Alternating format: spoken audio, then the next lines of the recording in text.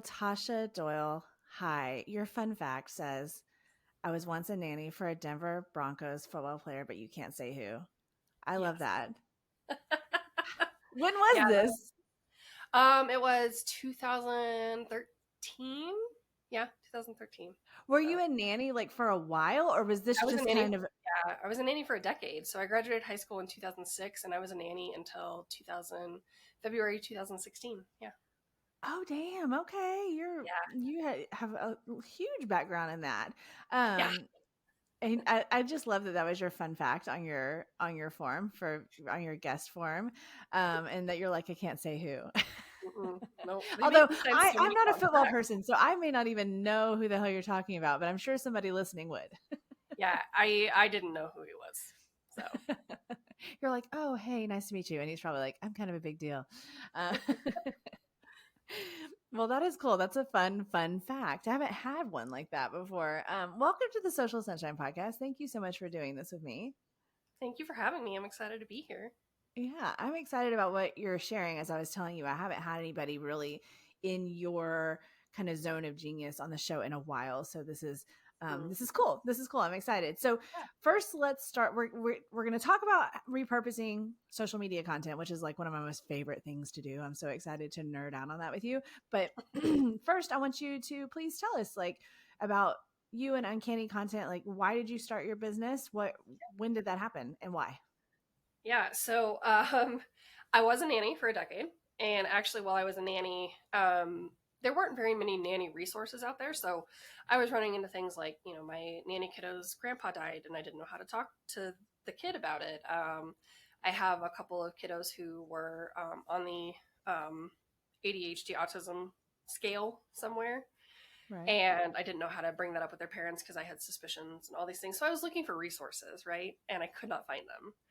And then I pitched care.com, which is you can find babysitters, nannies, dog providers, things like that on there. Yeah. And I was like, I'm not seeing this. And I think it'd be really cool if you guys did this. And they were like, oh, okay. Do you want to write it? I was like, sure. And so I wrote an article for them, and they paid me more for one article than I made in a week as a nanny. I was like, I'm sorry, what? Okay, excuse me. I'm going to call care.com real quick. Hold on. That's And awesome. That's awesome. yeah, it was. And then they liked that first article, and then they asked me to write more. And so I was basically subsidizing my income. But the whole thing is that I have a condition called Marfan syndrome, Marfan. If you're watching the video, you can see that I have, a slightly lazy eye, but you'll also kind of hear me gasp for breath sometimes because I have restrictive lung disease as well. So Marfan syndrome is a connective tissue disorder. It affects everything that your body has connective tissue in, so everything. But the big thing is that it affects my heart. So when I was a nanny, obviously very active, like you're chasing kids Yeah. around, things like that. But it was 2015 when I had been writing for care.com, and I was carrying a toddler up the stairs and I almost fainted. And I was like, I don't think I can do this anymore. This is unsafe for me and for them. So I kind of looked into cutting back my hours. It broke my heart. It was the worst. I loved being a nanny. I was so good at it. And I had to make a change because my body was telling me it's not safe for you anymore. And then I was like, well, I mean, care.com would pay me for this article. Maybe I can find another company like this. And then I kind of fell down the rabbit hole of all things like online marketing. And I realized that people pay other people to write their stuff. And I had always loved writing. I was always very good at it. And then I just kind of dove in and did all the research. And I started writing in September for other people, not just care.com. And then by June of 2016, I was full time. So it was very Wow. It was fast. fun. Dang. Okay. And then since 2016, I now have an agency where I have 7 employees, including myself, and 1 contractor. So it's been a hot and heavy couple of years. That's awesome though. That's very exciting because that that means that I mean, I don't know how if you have the same perspective I have as a business owner that when you start to have employees that it's so special to know. Like for me it was always like one of my kind of like business owner dreams or goals or whatever was just like knowing that something I started helped that person like feed their children or buy their loved one a Yeah. birthday gift or, something Yeah. really special. Like you're part of that. Yeah. It's very cool. I think for me too, it's I've never worked corporate, as you can. I was a nanny, and then I started doing this. So like, I've Yeah, never me worked either. a corporate job. Most of my team has, and they have a lot of corporate job trauma because they have horrible managers or jobs that you had to come into work even if you had the flu or whatever, and letting them. Hiring them and allowing them to like work from home, have their own schedules, all those things. As somebody with a disability, I fully understand that like work is not everything. And it's just been really, really cool to see the team kind of flourish personally too, because they can do the things that they want to do besides just, hunch over a computer and cry. Right. That is cool. That is cool. You have like major compassion for others and and helping them along the way. That's amazing. I love that. Okay, so next, what do you guys do at Uncanny Content? Yeah, so we are a content strategy and copywriting agency. So that essentially means that we start with your ideal marketing strategy. So let's say you have a course or you sell digital products. We help you come up with a marketing strategy for that, whether it's you want to do launches or you have an evergreen offer, whatever that is. And then we help you kind of figure out which platforms you need to be on. So whether you're doing a blog, email, social media, or you do YouTube or a podcast. Most of our clients do, some mix of all three of those things, whether, they do YouTube and turn it into a blog, or they do a podcast and turn it into a YouTube and turn that into a blog. But we kind of help them figure out where they need to show up. And then we basically say like, okay, this is the topic for this week. Here's how that translates into your podcast. Here's how that translates into your email. Here's how that translates into social.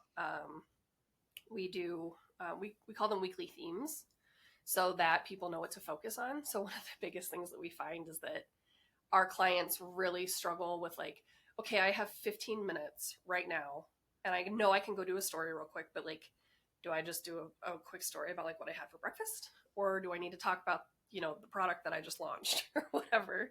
Right. So we found that by actually giving them sort of like a weekly marching order, they can go confidently into their stories or their DMs and be like, oh yeah, I have this product for you, or, whatever it is. And then if we do the content strategy for you and you don't like to write, we write everything for you. We do launch copy, website copy, all the things. So I say we're full service content and copy because of that. Right. That's cool. You said giving them marching orders, which is a fun way to say it. But yeah, like you're right. It's a common struggle as an entrepreneur on social media to be like, oh my god, which thing do I do? Because there's just so many options. There's so many Yeah. variables. There's so much stuff. So the fact that you guys are able to really just give them that guidance, I bet Yeah. that's like a lifesaver for so many It, people. it is. And it also results in so much more ROI because Yeah. they're really dedicated. So the one thing that we hear a lot is like, oh, I've been using my content pillars. I've been using my content pillars. But what they're doing is they're actually promoting different things with each of those pillars. So there's like the educate, entertain, like all these typical Sure. pillars. But what they're doing is they're kind of alternating between areas of expertise or areas for different products that they have. So they're educating on why you need this course and they're entertaining about, like, oh, my coaching product, whatever. Right. And then they get into selling something and it's something totally different than what they've been talking about the rest of the week. So you're hopping too many places, right? Yes. And that is definitely something that we have seen a lot. And then when that stops, they're like, oh my God, I had so much more web traffic. I have so much more, I have so many more leads. I have so many more booked people. It's really interesting to see how that changes just simply by knowing what you're talking about every week. That's Right. all it is. Right. Yeah. Just having Yeah. some organization, some structure. Yeah. Yeah. Totally. Okay. Cool. All right. So let's dive into the how to repurpose social media content for maximum reach. I was so happy to see that this was a topic that you were willing to talk about because to me, repurposing content is like, what do the kids say? My kids always say things are so satisfying. Like that's their I was sounding like an old lady. But anyway, that kind of feeling though, really, it really is. It's so satisfying and to know that like you have this one kind of complete thought, if you will, if you want to call it that, but then you can put it there and there and you can redo this or change that or I mean, it feels Yeah. so good to me as a creator myself. So let's dive into this. How do people do this? How can they repurpose social media content? Yeah. So I think one of the things that people you tend to just like reinvent the wheel every time you get on social, because you're thinking, oh well, I learned that you have to use this hook, and oh, you have to like use this structure, so you're constantly trying to please the algorithm gods, right? Like it doesn't matter what you're creating, you're just trying to create something new because you think that's what you need to do. But actually, you know the content that performs really well. Like you just instinctively know it because you're like, oh wow, that got a lot of likes, or wow, that video, like I got, 10,000 views on that video. Like Right. you instinctively know what's your best performing content, right? Right. But people tend to say like, oh, I need to like find a way to duplicate what I did there instead of repurposing what they did there.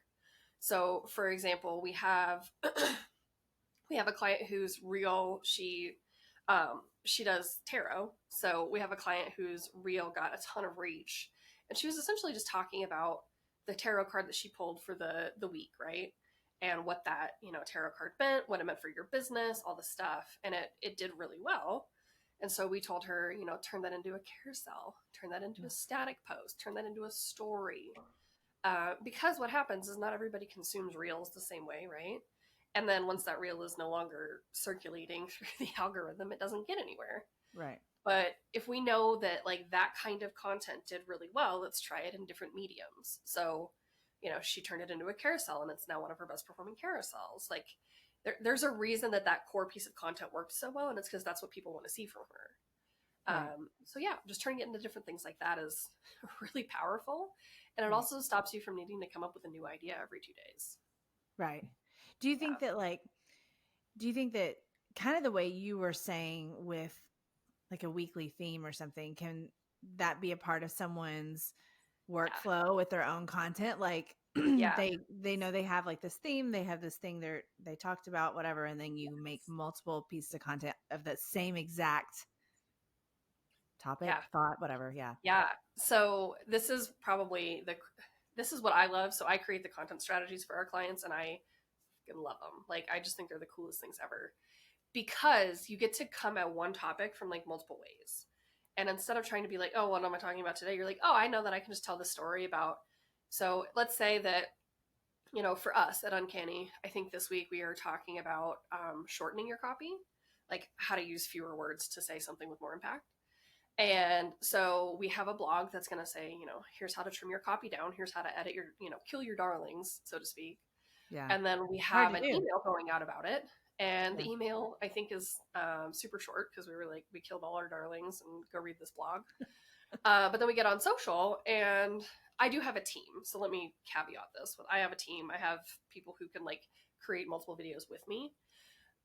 So I will go on stories, and I will talk about a time when, a client was like, this page isn't converting and I don't know why. The language is exactly what clients told me, it like really resonates with them. And we get in there and we see that it's just the sentences are really long. They're really hard to process, right? So then I go in and I trim it down, and like now the intent of that copy is it's there. And then we'll have a video with tips on how to cut your copy. And then we'll have a carousel of like maybe you're doing these 3 things that are making your sentences or your page is too long. And then we will probably have another post or another reel go out with somebody else on my team making something related to how to trim down your copy. And Okay. so from that one idea, we have a blog, we have an email, and we have like 4 or 5 social posts. And then, in a month or so, I'll look at that data and I'll say like, okay, so that reel on that topic didn't do so great, but like that carousel popped off. And that's a good indication of like, okay, let's repurpose that carousel and try it into a static post or whatever. But it's really, really powerful. So we have clients who do this, and they can see really clearly what kind of content their audience likes or doesn't like. Or, which when which way the wind blows on the algorithms that day, so to speak. Right. Um, but it is really cool because you can come up with, the one core idea and find different ways to share that. And then once you see how that content performs, you can repurpose it later. Right. So, Okay, you're going to be so proud of me. yeah. I am, well, as we record this, so probably when this comes out, I'll have already done this, but as we record this next week, I'm going to LA to speak at a podcast movement event to talk about social media for podcasters. And my topic is what you're saying just Yay. about. It's, it's, turn your podcast episode into 8 pieces of content. Yeah. And now you're like helping affirm like what Yeah. my presentation that I made. You're making me feel good about it because that's what it's about.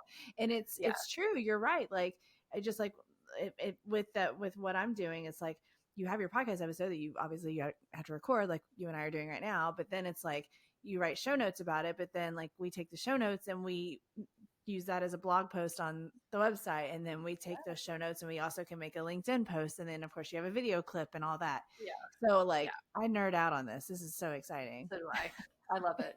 I will say too that like when we talk about repurposing, I think one of the things people do that kind of drives me up the wall is that they will use the same content on every platform without updating it for the platform. I'm not saying you do this. I'm saying that like Yeah. in general this is a thing I see. So Yeah. if you have an Instagram caption and you're also blasting it to LinkedIn, but you're using all the same emojis and space and everything, that's not like LinkedIn preferred content. That's just like copy paste. So like, Yeah. one thing that we do is when we do LinkedIn posts, like I'll delete most of the emojis, like I'll make it a little bit longer. Like LinkedIn is just a little bit more buttoned up, right? Whereas Instagram I can start with like an F bomb on the Yes. caption. Nobody cares. But, you kind of have to like if you're repurposing almost directly, just make sure that you're making small tweaks so that it's like really right for the platform. Right. I love that you said that you can make small tweaks, because I think that at least once upon a time I would hear people talk about um, making sure what you share is appropriate for the platform and not doing the copy paste thing. But it sounded like, I think it can sound so, it can sound like a chore, and it's a lot Yeah. if somebody's doing it themselves. But like you're Yeah. saying, it literally can just be tweaking, like taking away the emojis and an F bomb, and then, okay, cool, it's ready for LinkedIn. It doesn't have to And, be the really making a cool thing whole new thing. is now we have tools like ChatGPT that will just do it for you. Like I use ChatGPT to reformat stuff daily. Like if I have a bulleted list of, here are 10 things to do to like trim your copy down. Okay, I have that list because I took those notes. And now all I have to say is, hey, can you format this into sentences? Oh That's yeah. it. That's all it does. And then it'll Right. write. I don't always agree with the voice, so I have to edit that. But it's really simple. Or you can like copy paste something that you're like, hey, can you remove the emojis in here and make this more, paragraph style? And it'll Right. do that for you in Right. seconds, so that you don't even have to think about it. It's pretty great. That is pretty great.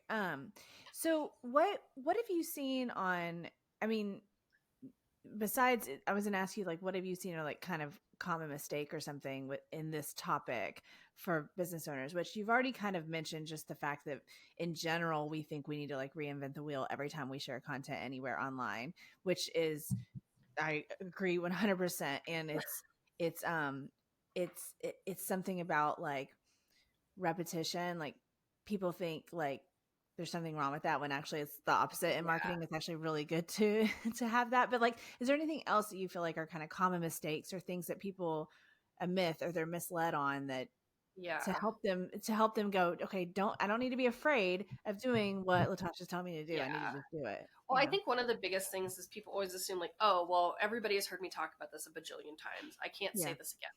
I actually just had this conversation with a client. We were creating new podcast topics for her, and we were talking about burnout in her specific niche. And she goes, I feel like we've talked about this so many times. And I'm like, that's because it's still a thing for your audience. We didn't cure their burnout with the first podcast. Right. So we're approaching it from a new angle, right? Like we're saying, okay, here are 3 ways to like overcome burnout in your fitness business, things like that. But I think so often people are afraid to like reintroduce the same information because you Yeah. don't want to sound like you're a one trick pony. And I get that. Like I'm a content and copywriter, and I will talk about content strategy and content repurposing until I'm blue in the face. But like, I don't want to be known as just the content repurposing chick. Like I get that. Yeah. But I think it's really interesting because people don't understand how much it takes for somebody to properly absorb information from you. So Google has this rule. It's called the 7-11-4 rule. And it's essentially, I have notes over here. I had to pull out my journal so I could read this. It's 7 hours of content across 11 different touch points across 4 different platforms for somebody to convert or be actually trusting you at this point. Because we're in a trust recession right now, is what they call it. So it's taking all of these things that you would assume, like one piece of content, if it's just really, really good, oh, somebody's going to convert right away. That's not true. It's not true at all. So you can Google it. Google it. It's Google's rule. But this is actually their studies that show how long it takes to convert somebody. Seven And hours? You say 7 hours? 7 hours of content. So like for you, it's podcasts, maybe like, what is that, 7 to 9 podcasts for you? Yeah. That's 7 hours of content across 11 different touch points. So that's like, they listen to your podcast, they go to your Instagram, they go back to your podcast, they go to your email, whatever, Right. across 4 different platforms. So it's your podcast, it's your YouTube, it's your Instagram, it's your LinkedIn, it's your email, whatever that is. Yeah. And it's fascinating to me because people always assume that, like, well, if I just make this reel really good, that's going to be the thing. And it's Yeah. like, make that reel really good, yes, but like keep doing it because people don't see all of Right. that. Right. And I think that it's validating. It can be discouraging, right? To be like, oh my God, 7 hours of content, especially if you're, so I don't do podcast or video. So I'm sorry, but 7 hours of content for me means somebody's like watching a bajillion of my reels. Like those are 30 They're second binge reels. watching your reels for sure. And 11 different touch points, that that doesn't happen in a day, that doesn't happen even in 2 weeks necessarily. So you Right. have to really nurture these relationships, and you have to do it in a way that's across platforms. But then so what happens when we're talking about like nurturing people, if you are doing different content on different platforms every week, and they're jumping across those touch points. So let's say, we're talking about content repurposing on your podcast, but then on YouTube, you're talking about, oh, how to, write a sales page. And then on LinkedIn, you're talking about, oh, this is how to use testimonials. And then you're on Instagram telling people about like Reels strategy. That same week, if somebody wants to go find you in all these different places, and you're talking about 3 other things on those other platforms, they're like, well, I wanted to come to you for this one thing. Like, that's what I was interested in. That's what got me down the rabbit hole. But if Right. you're talking about other things that same day, that same week, the odds of you losing them are really high. Whereas if Right. you have one topic one week across your platforms, you're creating an ecosystem that's really solid. So that's like, okay. Social media world changers, I'm having a party in Austin on May 4th and you're invited. Third annual social media content creation conference, Social Success, is happening on May 4th, 2024 in beautiful Austin, Texas. I've gathered some of the best social media and entrepreneurial leaders in the country, including Brian Martin, Brett Shuford, Dr. Trevor Buffoni, Dan Peterson, Megan Colwell, Jennifer Bassman, Davina Maharaj, and yours truly to speak at this fun, inspiring event that will help you level up your social media presence, your content creation skills, and your leadership mindset. Your Austin weekend will start on Friday, May 3rd with an optional mini branding photo shoot and a happy hour meet and greet. Then get ready for the big day because on Saturday, May 4th, you're going to spend 10 hours with your fellow social media world changers learning all of the latest social media strategies to skyrocket your brand. On Saturday, you'll also get your headshot snapped by our amazing event photographer, and you'll get a fun swag bag to take home. We'll end with some group videos and an after party that you definitely don't want to miss. Space is limited, so grab your ticket today. Head to smallbizsocialsociety.com for details and tickets. And here's a money-saving tip for you. Reach out to one of the speakers for a special discount code to save $50 off your ticket. This is the best social media event in 2024 for mission-driven entrepreneurs using social media to make a positive impact on the world. I can't wait to meet you in person in Austin on May 4th at Social Success. That's like, okay, they're hopping, let's say, they wanted to learn about content repurposing. So you're talking about content repurposing on the podcast, content repurposing on the YouTube channel. You're talking about content repurposing in your email. You're talking about content repurposing on Instagram. And to us, that sounds repetitive as hell, right? Like, oh my God, I'm going to have to be beating a dead horse. This is what people want. This is the consistency. Yeah. People, it's the through line that people are like, I came to you for this thing. And then I learned other stuff because now they're invested. They're Right. like, oh, she knows her shit. She knows what she's talking about. So I'm Right. going to stick around next week. And I know that I'm going to learn all these different things across all these different platforms about something that's still relevant, right? It's still in your wheelhouse. But I think that that's something that people underestimate is, the bounce that people do. And if they're not seeing consistent messaging, topics, all the things, they're going to think, oh, okay, well, they're not really talking about what I wanted to learn about. Right. Right. Yeah. Well, also what you're talking about also by doing what you're suggesting, it also helps to build a really nice, tight, clear, focused brand. And Mm. like you mentioned earlier, people don't want to be a one trick pony, and that's fine. But I think that that's a whole other topic we probably don't have time to get into. But I think that it's it's smart though to do this and to keep things in this like structure, organized fashion throughout all the places that you are, and it does help you become known for things. So and it doesn't have to be just the one thing, right? Like you're saying, it's just like one thing for a set period of time, and then maybe the next week it's a different Yeah. topic. But that helps people. Like I know that there's psychology behind it, and I'm not a psychologist, but as far as just like knowing you for something, and like there's nothing wrong with being like, oh, you know, like people will tell me like, oh, you're the treadmill dancing girl, and it's like yeah, cool, it's cool, like it's fine. I don't What I a thing to be known for. if I didn't it's weird, it's very weird.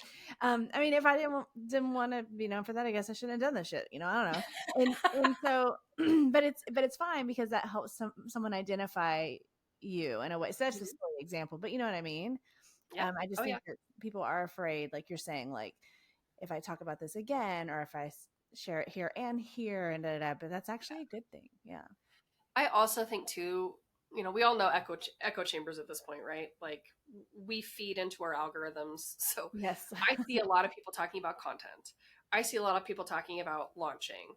Okay, but my ideal client isn't necessarily in that same echo chamber. Right. So we're thinking, oh my God, everybody's talking about this. I'm so sick of this. Yeah. This happened a couple of weeks ago with a pelvic floor therapist client of ours. I don't know if you saw, I forget is it Jason Kelsey? Is that Oh, his name?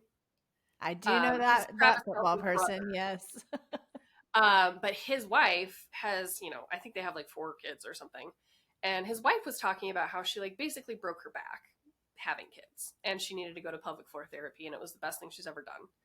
And so I had told this client, I was like, you should really talk about this. Like, this is a big deal for somebody who's, famous, Yeah. to be talking about the importance of pelvic floor therapy. And she said, oh, every pelvic floor therapist is talking about that. I'm like, I don't care. Your For good clients aren't reason. following every pelvic floor therapist. And she was like, oh, that's such a good point. I'm like, I think we get so in our heads that like, oh, well, everybody's talking about this. Oh, I've said this so many times. And it's like, your ideal client hasn't heard it yet. I No. promise you. Right. And Right. like, We're if not you all keep seeing the same saying it, thing. and you know what? There are people who are like, oh, actually, I needed that reminder. Like, I talk about, content repurposing till I'm blue in the face. And we have clients be like, ugh, I forgot. Thank you for reminding me. Like, they need Yeah. it. They need to hear it multiple times. There's so much going on. First of all, people are just busy in their lives, right? Just living their lives. But also when they get on their device or on their computer, like it's it's a lot. So Mm, yeah, reminders are a good thing. Something else you said that I wanted to bring up or expand on. You talked about how somebody's like maybe like putting too much pressure on just like one reel, for example, like this is going to be the one that's going to yeah, change everything. And now, could one video change someone's life? Yes, of course it could. yeah, I guess it could. It could go viral and maybe, you could be interviewed by Oprah and Lord only knows what happens after that. But exactly. mostly, no. And you said, you got to keep doing it. And that's something else I talk about, that it's I think it can be hard for people to grasp that like it's just forever. Like you're It just is. going to do this shit forever, or whatever forever means for us right now, Yeah, and just like make that a part of your workflow in your life, just yeah, like you would any sort of like routine ongoing business task essentially. yeah. And I think too, building in a repurposing strategy. So, with your core content. So, like for you, it's the podcast, right? So, how are you dispersing the podcast in multiple ways for this week or for 2 weeks or whatever? And the thing that people tend to underestimate is how much, when you streamline that, how much better your work life becomes because you're not constantly like, I have to make a reel today. I have to do a post today. And I didn't think about it and I didn't plan for it versus I know what's going out on the, core content that day, whether it's podcast, YouTube, blog, whatever. Right. I know my email. I know my social posts because you planned for it. I don't care if you plan 2 weeks in advance or you plan like we do a full 3 months in advance. That's up to you. It's whatever your tolerance is. But we've had clients be like, "Oh my god, this makes it so much easier for me because I can batch content and I know what I'm talking about that week. So like even if I want to go on stories, like I have, I'm stuck in the car between, kid dance recitals or whatever. And they can go on stories and they can talk about something and they can get a link to directly to their podcast or whatever. Right. It takes so much mental load off of you. And it also makes it really easy to like delegate if you do that. If you're totally by yourself, it makes it a lot easier for you to know like, okay, I need to do all these steps because it just becomes a process. And when you processize your content marketing, it just becomes way more effective, way easier for you. And you do have to do this forever. Like you don't get to stop marketing. The biggest brands in the world don't just like ride on their laurels, right? Right. They're doing Super Bowl fucking commercials that cost them tens of millions of dollars. Yes. They are also marketing every day. They can't stop. So, unfortunately neither can we. Right. It's forever. It's until the end of time. So let's just embrace it Right. and And have figure fun out with a way to flow with it. So okay, so before we wrap up, I wanted to ask you one more thing I feel like could be really helpful to people that listen to this show. Because a lot of people listening to this show are doing a lot of stuff themselves because either they're in just those first couple of years of just where you it. kind of have to or whatever, and they haven't graduated yet to maybe hiring someone like you. um, so I think that something that would be helpful is for them to know when they are working on this and they're getting organized and they're going to take your advice and repurpose their stuff and have their weekly theme and all that. What about choosing where to put all the things? Like, do you have an opinion on that? Because I mean, it's great to be in multiple places, of course, but what if somebody's like, how many do I post on every platform everywhere? Do I choose 3? Like, what do they do? Yeah. I have a lot of thoughts on this. I will try to condense them down, but I'm like rubbing my hands together maniacally. She's like, So the yes. biggest thing that we always tell people, I don't care if you work with us or not, start with your capacity. Especially if you're by yourself doing this shit all alone, you start with your capacity and you be so stupid honest about it. So I have a disability. Okay. I will wake up some days and I'm like, today is not the day. I'm not the one. It's not happening.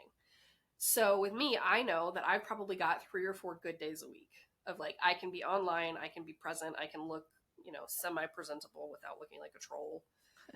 So I start with my capacity. So like if you have kids and you're like, kids are home Monday, Wednesday, Friday. Okay. Those are not your days to be creating Right. content. Sorry, the kids are going to be screaming in the background. If you volunteer somewhere, like, okay, Friday, Saturday, I'm out, whatever. You have to know your capacity. And within that capacity, maybe it's 15 minutes a day to create content. Maybe it's on Mondays, I can dedicate 2 hours and I can create a whole, couple of weeks. Just know your capacity in that sense. And I don't care it doesn't matter what medium it is yet. We're literally just looking at capacity. Okay. And then you move into what your audience consumes and how you want to show up for your audience. So for me, most of my audience is on Instagram. They just are. I have a couple of people who are on LinkedIn, but mostly everybody finds us, through referrals or Instagram, period.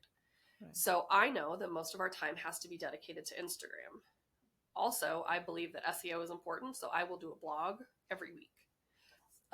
We have a sister brand called Uncanny Unedited, which is book marketing for authors. So we also do a blog over there every week because we try to get the SEO juice rolling on that because we just launched it. So I'm prioritizing blogs because of SEO juice. That's just my preference. It's not that I don't even think most of our ideal audience reads our blogs. It's just for Google, okay? Yes. And then we do email because I do believe that email is one of the most effective ways to sell. But in terms of like platforms to choose, it just depends on where your audience shows up. So we have a lot of clients whose audience is really, really on LinkedIn.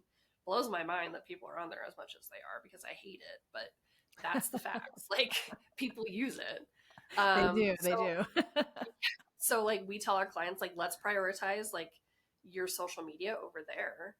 And some people, their audience is very much on YouTube or, TikTok. So we start with like, ask your audience where they show up.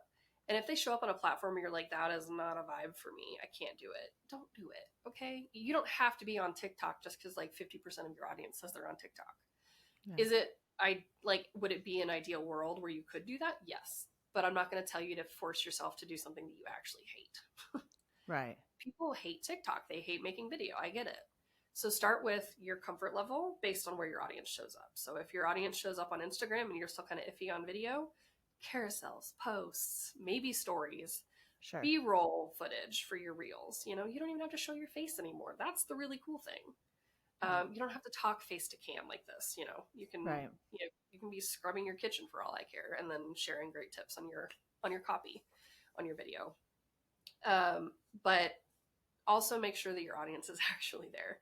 So I love Substack. Substack is kind of like Medium meets LinkedIn meets newsletters. It's kind of this mishmash. Okay. I love it. None of my ideal clients are on it. So like I can go on there, I can create all I want, but like it's not going to translate for me. You know what I mean?